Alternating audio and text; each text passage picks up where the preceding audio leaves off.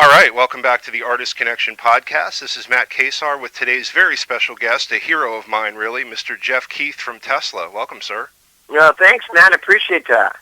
Yeah, it's just been, I've been a fan of yours for so long, from that first record right on to now, and you have a brand new record out called Simplicity. Right. Which is excellent. Yeah. Oh, thanks, buddy. Yeah, we're very, very excited with the way it came out, and we're working with Tom Zutaut, who helped co-produce the record, who actually signed us to Geffen Records and worked with us on our first three records. So, very excited to work back with Tom. You know, he's a very passionate guy about music and about Tesla, and we just love the way the new record came out. Well, let me tell you what I love the most about the band. You know, being a huge fan of music in general, you know, your band has a lot of musical touch points in terms of the hit singles or the hit songs off of each record going back to 1986. Things like Little Susie, Modern Day Cowboy. But the album as a whole stands up too, and that's the mark of a great rock record, especially those first three or four records. They're the kind of records where you remember one song. Like for me, in the late 80s, I was working in a mall. So working in a mall store, you heard Top 40 radio, and I probably heard Love Song probably as much as you have in your career, you know? They kind of oversaturate it sometimes. But that's okay. But the thing about that is, it's still a great song, but if you go to the Great Radio Controversy and listen to that whole album, it's a damn great rock record. The whole album stands up, and that's what I appreciate most about you guys. I mean, it's not like there's just one or two hit songs that you think, oh yeah, I remember being a kid and listening to that. The album stands up today. Could have been recorded today. Well, thanks, Matt. Well, you know, when we make a record, we try to make an overall record, just like the old 8-track days and all that Absolutely. stuff. You know, when you popped it in, man, you just listen to the thing and, you know, the entire record, or 8-track tape, whatever you want to call it. But, you know, you listen to the whole album, and that's what we like to do, is make a well-rounded album that you can listen to from start to finish and enjoy. Now, did you ever think in those early days that this stuff, like what you were making, were you hoping that it would hold up? I mean, we're going on, what, it's 28 years since the first record was released. Does that blow you away that this much time has passed and that it's still such a great record? Yeah, it is mind-blowing, you know, but we never think about that stuff. We just try to make the best record we can. Yeah. And try not to think about all those things. You know, like after we made the first record, then everybody's saying, hey, you got to watch out for them sophomore jinx things and stuff. And we're like, hey, man, sophomores back in high school and stuff, you know. So we never worried about that. And we just, once again, you know, after making the first record, and it did pretty well, and then we made the second record, you know, and didn't, you know, think once about the sophomore jinx thing, and just said, hey, we're here to make the best record we can. And we, you know, felt good about it. And next, you know, Love Song takes off. And then we are on tour with Motley Crue, and we accidentally make an acoustic record. And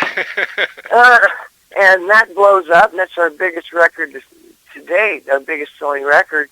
And it was completely live. It was raw, just live. And I think that's what people appreciated about it. And, you know, we just try to make a record as a whole, you know? Well, that should make you proud, too. I mean, Five-Man Acoustical Jam, that came on the heels of a lot of, I mean, that's 1990, so there were a lot of, you know, MTV Unplugged and a lot of unplugged versions of people's songs, and everyone was kind of getting on that bandwagon. But you went back, I mean, Signs was one of my favorite songs in the 70s, and you, of course, remade that and put that on the album, made it a huge hit again. And you're right, how real it was came through, and I think that's why it's still such a successful record. Yeah, you know, it's like Dee Snider, I don't know, it's however many years back, and we're really good friends with Dee Snider. He's a wonderful person.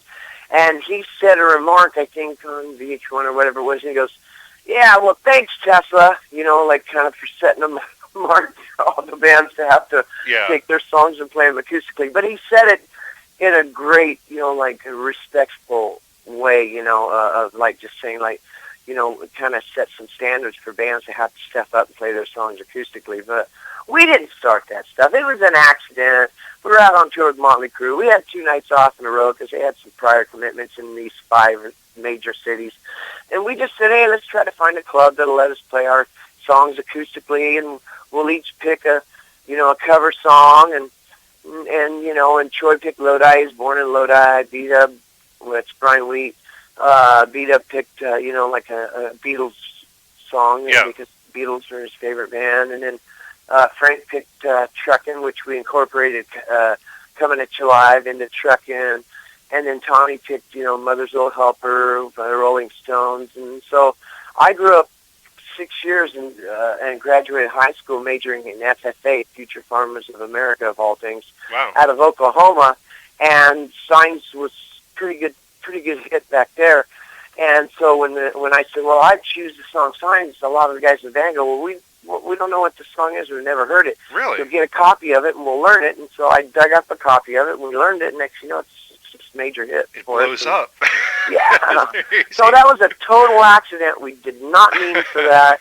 So when people go, wow, you really, you guys, you started the whole thing, we really didn't. It was a total accident. And you know what? Accidents are one of our best allies is things that just accidentally happen, But the stripped down version of those kind of songs is also proof that, and your songs are in there as well, obviously, but that's the mark of a great song. If you can take a song that you're used to hearing with, full band, distortion, electric instruments, and then strip it down to the bare acoustic elements of the thing, that shows the mark of a great song, and that's what you guys do. Yeah, well, we firmly believe in that, and it also allows you to take, like one of our own songs and totally reapproach it differently, because with acoustic guitars, you don't have all that sustain and all that stuff, and all the loud, wah! So, we had fun with it, man, and then fun is the main ingredient in rock and roll and music for us. It's like, if we're not having fun, then what's the use in doing it, right? Yeah, absolutely. One of the things I remember about you I don't know if it was in the late 80s that I heard it. I remember hardly anything that I learned in high school and college, but for some reason I remember hearing that Jeff Keith used to be a truck driver. Is that true? That was one of those fun facts. That's correct. Yeah. Hauled, 18-wheeler hauling, aggregate. Wow. We poured our own concrete for septic tanks. And I drove a septic tank truck, and in the inner sleeve of Mechanical Resonance, it says I drove a giant mountain cement truck. But actually, I drove a septic tank truck, and I specifically remember Tom Zutak. I said, man, it says I drove a concrete truck, and it was a septic tank truck. We were number one in the number two business. And he said, well, concrete truck sounds better. And I said, well, you got me there, but the truth is it was a septic tank truck. And like I said, we hauled the aggregate and all that stuff for it. But he says, well, I'll tell you what, if you sell 50,000 records, which a lot of bands that come out don't, you sell 50,000 records, we'll change the story. So 2.5 years later, we're down in L.A. getting our gold record award for Mechanical Resonance. And I'm sitting there taking a picture with somebody, and I went, wait a minute, 500,000 records is a gold record.